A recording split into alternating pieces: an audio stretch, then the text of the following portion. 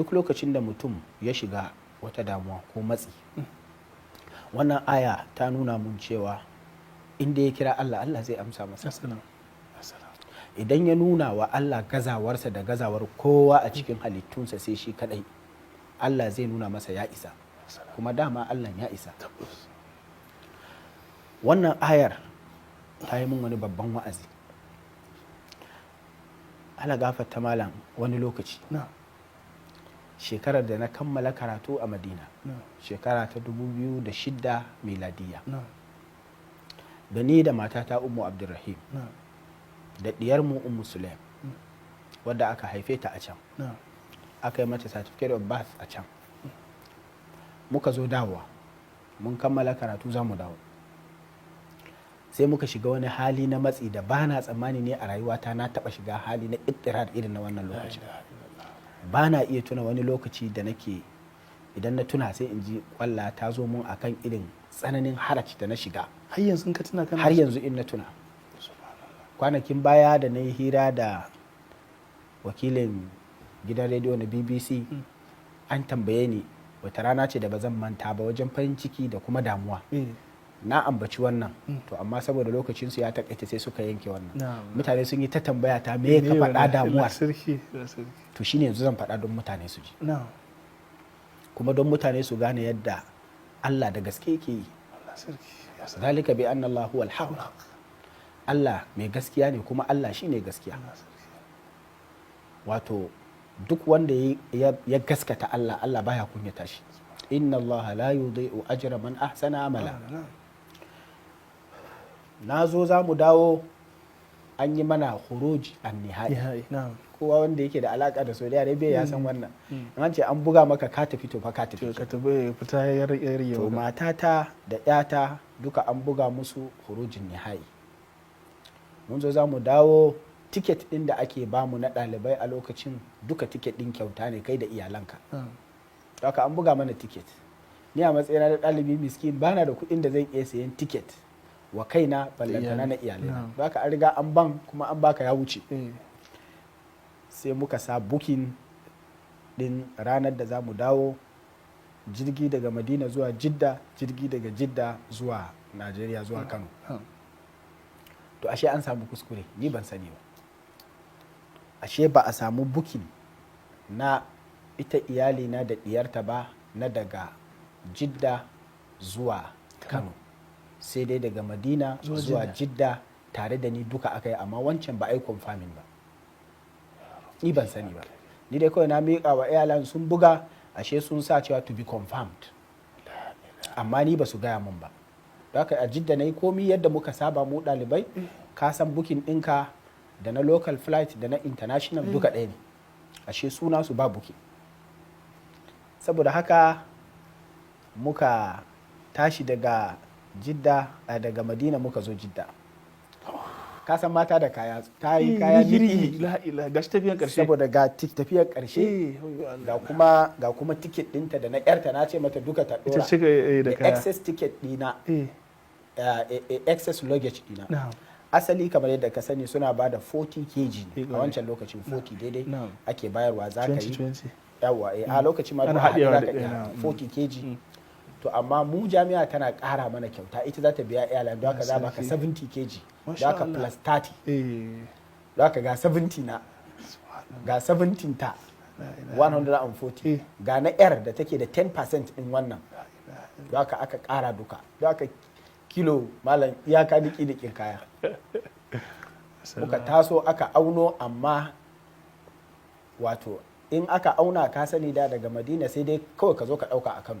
Haka muka gama aunawa, muna zuwa ashe ita ba sa da booking da ita da diyarta Ummu Sulaim. Don haka da aka zo sai aka cire kayan, aka ajiye a Jidda, sai suka ajiye a Jidda. Don haka ga wahalar yanda zan dauko kayan a zuwa auna su, yanda da ni ban saba ba, ɗalibi ne kaɗai na kawai na zo na kan wuce ne. Ga kuma sai aka zo aka ce mini ai ma matarka da yarka ba za su hau jirgi ba don ba sa ma cikin fasinjojin wannan jirgin. Tun ana sora awa 2 haka a tashi, ana magana kamar wasa abu ya gagara. Lokacin wajejen karfe ko 12 ko 1 na dare a can, nan kuma ana wajejin karfe 11 ko karfe 10. sai na kira mahaifina na ce an dan samu akasi fa, don haka a tashi a yi mana addu'a. kaji Allah ke ci. To gafata malam na tashi muka yi na yi ta yadda zan yi ga roƙo da wane ne ba batun roƙo ba ne, na rasa yadda zan yi. aka yi ta auna wa mutane duk suka wuce aka gama komi, ni kuma aka ce ka zo ka wuce tun da kai kana da buki, zan tafi bar iyali da wata da yari. sannan kuma idan na ce zan jira kafin jirgi ya zo sai wani satin, mu kuma ba mu hurujin nihai akan za ta fita a cikin 72 hours, da haka kafin wani sati za a iya kama gama komawa immigration a je a sake buga saboda ikamar ta kare.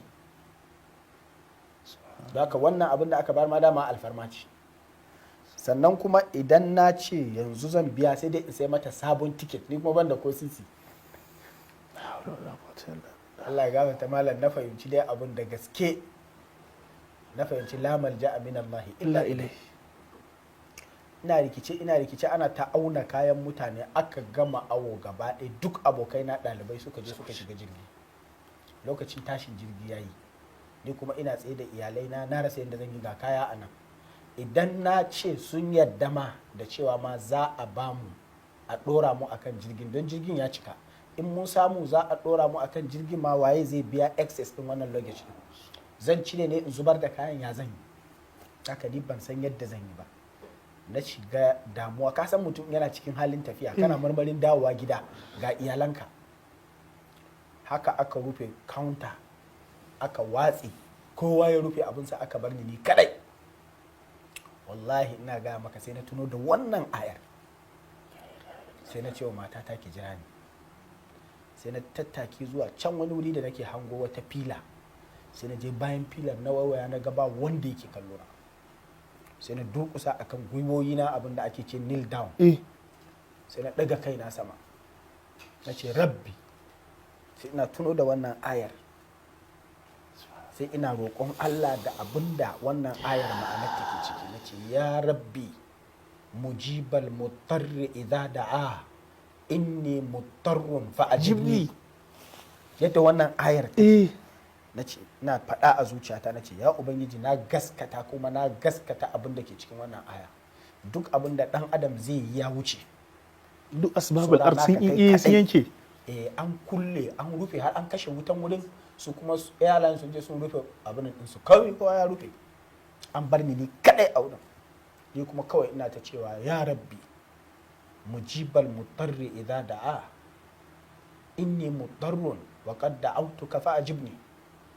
ina yi sai na ga kwalla, sai na ji kamar an ce da ni tashi, ubangijinka ya ji kuma ubangijinka zai amsa maka. kawai sai na miƙe, ina tashi sai na ji wani confidence a raina cewa kawai sai na daina jin duk abin da nake tsoron da uqsimu billahi alazim. sai na ga wani abun mamakin da ni ban taba gani ba. ina takuwa, ina isowa, ita suna zaune haka kawai miskina, kafin iso wato gafata malam, ina dawowa ina jin nutsuwa a cikin zuciyata, ba tsoro ba komai, ba tsoro kwata-kwata, na daina jinsa. ina ji cewa yanzu Allah zai nuna ikonsa, ina kuma jira in ga ikon, kuma na tabbatar da cewa Allah zai yi. kawai malam sai na ji ana ket ana buɗe kofa daga can sama. shugaban Saudi Airline gaba ɗaya, shugaban Saudi Airline gaba ɗaya ofis ɗinsa a can sama sai ya buɗe kakkak, ina jin ana buɗe ki, sai ya buɗe, sai ya fito ya sauko, yana takowa a hankali shi kaɗansa, bai ce wa kowa komi ba, yana saukowa, yana zuwa, ni kuma ina tsaye kawai. yana zuwa sai mun haka ce hati passport, uqsimu billahi alazim, ya ce kawo passport ɗinka. what? ni ban sanya aka yi, ya kai san kana da wallahi tallahi abin da aka yi kira hati passport na bashi, kuma bai ce mun me matsalan ka, me ya faru? ni ban sani ba, ni dai kawai ina jira mujibul mutarri ya aikinsa, kuma yayi. kawai sai ya ce kawo passport na bashi, kawai sai ya je ya danna ya kunna, an riga an kashe wannan computer system din, an kashe ta. ya jira ta yi butin ta gama tun wancan lokacin ka sai ta ɗiɗi ba irin na yanzu bane. Ta gama ya kunna kyakkyakkyakkyat ya danna pap ya danna confirm ya danna nata confirm ya danna na ta confirm wallahi bai ce mun komi ba ya gama ya ce wai na afshak ina kayan na ta jawo su haka ina ta irin gaggawan nan yana kallo na ajiye su kawai sai dai ba ruwansa ma ya auna kilo nawa ne kawai na matso da su ba bai ma auna su ba kawai ya zo ya ta sa musu tag ya ta daddaura komi da komi da kansa ya kunna irin wannan abin da ke tafiya da kaya din nan ya zo muka daga tare muka ajiye muka daga akwati muka ajiye ya danna abin ya tafi sai mun haka ce yalla uqsimu billahi alazim